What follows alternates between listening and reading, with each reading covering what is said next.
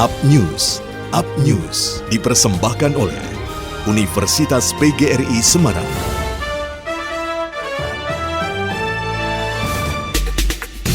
Kasat Lantas Polrestabes Semarang AKBP Sigit menjelaskan selama PPKM darurat Polrestabes Semarang melakukan penutupan jalan di 18 titik, diantaranya di kawasan Simpang 5, Kota Lama, dan wilayah kuliner yang dijaga personil, baik dari Polrestabes Semarang, Ditlantas Polrestabes Semarang, Dinas Perhubungan maupun instansi terkait. Kemudian melakukan penyekatan di 4 titik perbatasan, yaitu di Jalan Perintis Kemerdekaan perbatasan antara Kota Semarang dan Kabupaten Semarang, perbatasan Kendal dan Kota Semarang, Jalan Kalikawe perbatasan Demak Semarang atau Simpang Gunung Sari, dan Jalan Brijang Sudiarto Pelamongan Penggaron Pedurungan. Dia juga menjelaskan bahwa ada 4 titik penyekatan dalam Kota Semarang, yaitu penutupan arah masuk kota di exit tol Jatinggale, exit tol Gayam Sari, exit tol Krapia, dan tol Kalikangkung. Dikatakannya penyekatan menggunakan metode kanalisasi, diantaranya yang telah dilakukan di Mangkang dengan menyiapkan kanalisasi untuk sepeda motor, kanalisasi anggota TNI Polri serta ambulans, dan kanalisasi untuk kendaraan roda 4 dan roda 6. Pada penyekatan tersebut, masyarakat yang akan melalui jalur perbatasan agar menyiapkan surat keterangan negatif swab PCR atau antigen, sertifikat vaksinasi minimal dosis pertama, serta menyiapkan surat tanda registrasi pekerja atau surat izin keluar masuk. Dan apabila tidak memenuhi syarat itu akan dilarang masuk. Dia juga mengatakan sampai saat ini total kendaraan yang telah diperiksa oleh Polrestabes Semarang sebanyak 2.161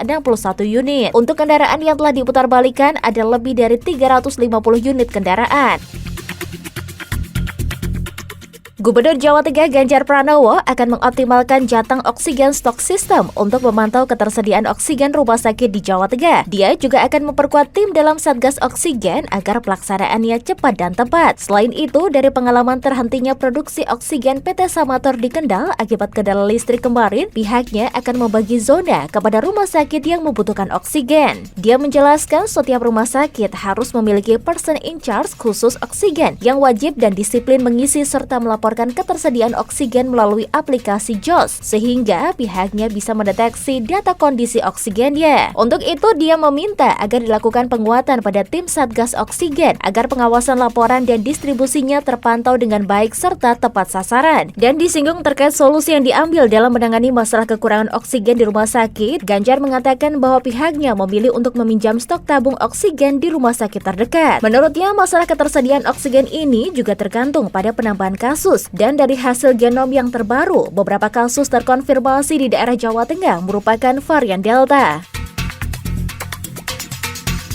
Fakultas Ekonomi dan Bisnis Universitas PGRI Semarang menggelar webinar nasional dalam rangka peringatan Disnatalis ke-40 Universitas PGRI Semarang. Webinar ini menghadirkan Rektor Universitas PGRI Semarang Dr. Muhdi S.M. Hub, Branch Manager PT CGS CIMB Sekuritas Indonesia Yanuar Eko Purwito, dan PT Bursa Efek Indonesia Nur Rahman Handayani, serta Kepala Perwakilan BEI Semarang Fani Rifki. Dekan FEB Universitas PGRI Semarang Dr. Efriani Sumastuti menjelaskan peluang generasi milenial dalam meraih sukses melalui investasi di pasar modal merupakan tema dalam seminar yang digelar secara online tersebut. Dia menjelaskan sebelum kegiatan webinar tersebut dilakukan penandatanganan naskah kerjasama pemasyarakatan dan edukasi pasar modal. Dia mengungkapkan tujuan dari kerjasama tersebut untuk memasyarakatkan pasar modal dan kegiatan ilmiah secara bersama-sama dalam rangka pengembangan pasar modal di Indonesia. Sementara Rektor Universitas PGRI Semarang Dr. Muhdi mengungkapkan, di era disrupsi ini merupakan tantangan bagi dunia pendidikan khususnya FEB Universitas PGRI Semarang untuk terus berkembang. Selain itu, dia juga mengungkapkan dengan kegiatan tersebut diharapkan dapat menjadi sarana untuk memperkenalkan pasar modal sejak dini dan menyediakan informasi mengenai pasar modal termasuk peraturan dan undang-undang bagi dunia akademisi. Demikian liputan tim pemberitaan melaporkan. Up News dipersembahkan oleh Universitas PGRI Semarang, The Meaning University.